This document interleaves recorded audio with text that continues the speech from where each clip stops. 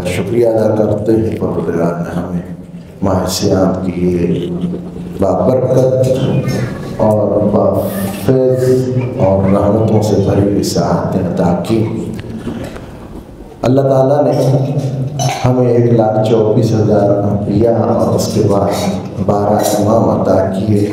یہ اس کی ہدایت کا سلسلہ ہے جو اپنی شریعت کو لوگوں تک پہنچانے کے لیے اللہ تعالیٰ نے جاری ساری کیا، جو قیامت تک رہے گا۔ یہ دنیا کبھی بھی حجت خدا سے خالی نہیں رہی ہے، ہادی پروردگار سے خالی نہیں رہی۔ آج بھی ہادی برحق حضرت امام زمانہ قائم حجت علیہ السلام موجود ہیں، اور وہ ہماری ہدایت کرنا محمد۔ ہمارا فقہی سلسلہ جو ہے وہ آپ کے سامنے جو ہے وہ طہارات کا درد رہا تھا۔ اس کے اندر سب سے پہلے ہم نے جو وضو کے بارے میں جانا، اس کے بعد غسل کے بارے میں جانا۔ اگر پانی نہیں ہے تو اس کنڈیشن میں ہم نے وہ تیمم کرنا ہے۔ یہ تیسری جو ہے یہ طہارت جس چیز سے حاصل ہوتی ہے وہ تیمم سے ہے۔ یقیناً بہت کم ابھی ہم اس کا واسطہ پڑتا ہے تو بجائے کہ میں تیمم کی طرف جاؤں، میں نماز کی طرف آتا ہوں کہ جو رکن اسلام ہے۔ جس نے جان بوجھ کے انکار کیا وہ دائرہ اسلام سے خارج، جس نے نہیں پڑھی گناہ گار ہے، قضا اس پہ واجب ہے۔ جو کہتے ہیں کوئی نماز شماز نہیں جی، ایسی نمازیں ہو گئی، نمازیں ختم نمازیں جی، وہ دائرہ اسلام سے خارج، اسلام کا اس سے کوئی تعلق واسطہ نہیں۔ یہ رکن اسلام ہے، اور جو یہ عبادات میں اس عبادت کو بجا لائے گا، اور اگر نماز قبول ہو جائے گی تو باقی ساری عبادات قبول ہو جائیں گی، کیونکہ واجب ہے۔ اس لیے ہر عاقل بالغ مسلمان مرد عورت پر اس کو سیکھنا بھی واجب ہے، پڑھنا بھی واجب ہے۔ جی ایسا دیکھا دکھائے ٹکرے مار دینا نماز نہیں ہے، بلکہ سیکھنا ہے۔ ہر کسی پہ واجب، جیسے نماز پڑھنا واجب ہے ایسے نماز سیکھنا بھی واجب ہے۔ تو عزیزان گرامی، نماز جو اللہ تعالیٰ نے اپنے حجت اپنے قائم امام زمانہ علیہ السلام کے دور میں ہم پہ واجب کی ہیں، وہ 6 قسم کی نمازیں۔ سب سے پہلے نماز پنجگانہ ہے، اور جیسے کہ نماز فجر ہے، نماز ظہر ہے، نماز عصر، نماز مغرب اور نماز عشاء اور نماز جمعہ وغیرہ، یہ پنجگانہ نماز ہے۔ یہ ہر روز ہم نے پڑھنی ہے، بلا ناغہ پڑھنی ہے۔ ہاں اگر نہیں کھڑے ہو کے پڑھ سکتے تو بیٹھ کے پڑھنی ہے، بیٹھ کے نہیں پڑھ سکتے تو لیٹ کے پڑھنی ہے، لیٹ کے نہیں پڑھ سکتے تو اشاروں سے پڑھنی ہے۔ مر بھی گئے تو پیچھے بڑے بیٹے پہ واجب ہے کہ اس کی قضا کرے، خود پڑھے یا پھر کسی سے پڑھوائے۔ زندگی گزر گئی، بندہ گزر گیا، پیچھے کوئی پردے سلسلے پیچھے خدا کی رحمت سے جاری ساری جی معافی نہیں ہے۔ کوئی بندہ زندہ ہے تو اس کی نمازیں کوئی اس کا دوسرا بندہ نہیں پڑھ سکتا، اس کو خود ہی اس کو جو ہے جان دینا ہے، کوئی اور اس کی نماز جو ہے اس کی زندگی میں نہیں پڑھ سکتا۔ تو عزیزان گرامی، نماز پنجگانہ ہے۔ اس کے بعد نماز آیات ہے، جو چاند گرن، سورج گرن، زلزلہ، طوفان، آندھی، اتنی شدید آندھی کہ آپ کو خوف طاری ہو جائے آپ پہ، وہ کوئی قدرتی آفت، آسمانی آفت آن پڑے تو آپ پہ نماز آیات پڑھنا واجب ہے۔ واجب ہے یعنی اس کو سیکھنا بھی واجب ہے۔ اسی طرح نماز میت ہے۔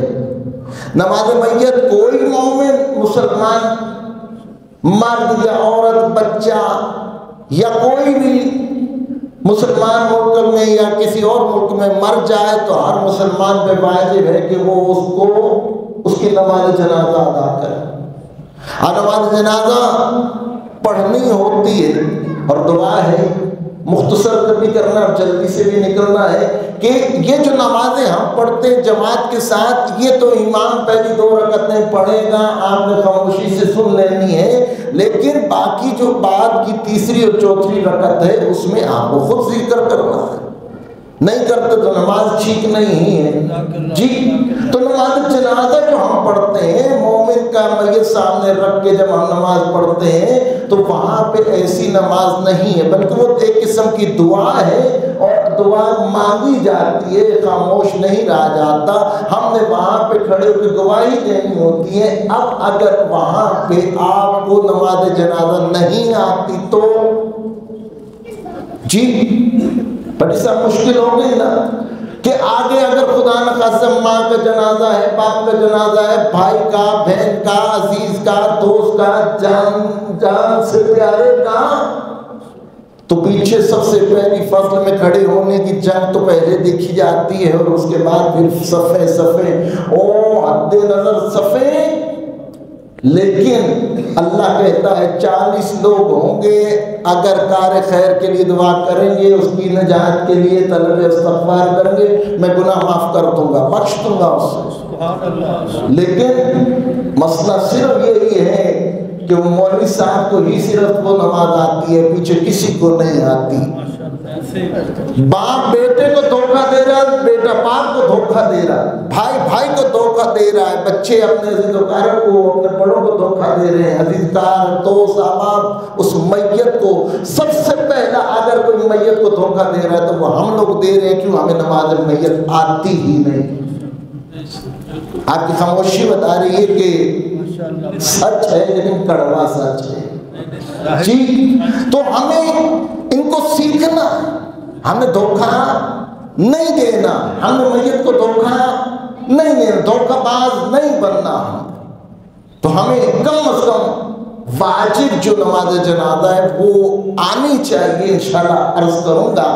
اس کے بعد وہ نماز جو ہم اپنے اوپر واجب کر لیتے، وہ کہ ہاں جی فلاں بزرگ صاحب چلے گئے، مومن مومنہ چلی گئی تو اس کے بیٹے نے نماز جو اس میں پڑھنی تھی وہ خود تو نہیں پڑھ سکتا، اب جو ہے پیسہ لے لو صاحب، ہاں ہمارے اس عزیز کی طرف سے نماز پڑھ دو، پیسہ لے لیا اس نے، اس کی نمازیں پڑھ دی، اسے کہتے ہیں نماز استجاری، یعنی اجرت لے کے نماز پڑھنا، یہ بندہ خود پہ واجب کر لیتا۔ اسی طرح قسم کھا لی کہ ہاں جی میں ایسے اگر ہوا تو میں نماز پڑھوں گا، اب وہ ویسا ہوا تو نماز پڑھنا واجب۔ اسی طرح اگر وہ کوئی نظر مان لیتا ہے، کوئی عہد کر لیتا ہے، تو جب وہ پورا ہو جاتا ہے تو اس پہ وہ نماز کی ادائیگی واجب۔ نفل مان لیتے ہیں جی، میں نے 20 نفل مان لیے جی میرا یہ کام ہو جائے، میں نے 100 نفل مان لیے میں وہ یہ ہو جائے، نفل مانے جاتے ہیں لیکن پورا کام نہیں کرتا۔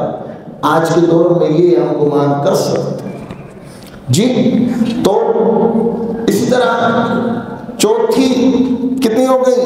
نماز پنجگانہ، نماز میت، نماز بڑے بیٹے پہ ماں باپ کی نماز، اسی طرح عہد، قسم یا استجاری وہ نماز۔ پانچویں نماز طواف ہے جو خانہ کعبہ کی، ہم لوگ خانہ کعبہ میں جب جاتے ہیں، خدا ہم سب کو اللہ کا وہ بابرکت گھر دیکھنا نصیب فرمائے، اپنی آنکھوں سے وہاں پہ طواف کر دے، اس کی زیارت بھی کریں اور طواف بھی کریں۔ تو جب وہاں پہنچیں گے 7 چکر لگائیں گے تو اس کے بعد 2 رکعت نماز جو مقام ابراہیم پہ پڑھی جاتی ہے وہ واجب نماز جی۔ تو یہ وہ نمازیں ہیں جو ہم نے ادا کرنی ہے غیبت امام زمانہ علیہ السلام۔ یقیناً وقت کم ہے، میں کل سے انشاءاللہ نماز واجبہ جو ہے، نماز پنجگانہ وہ کیسے پڑھنی ہے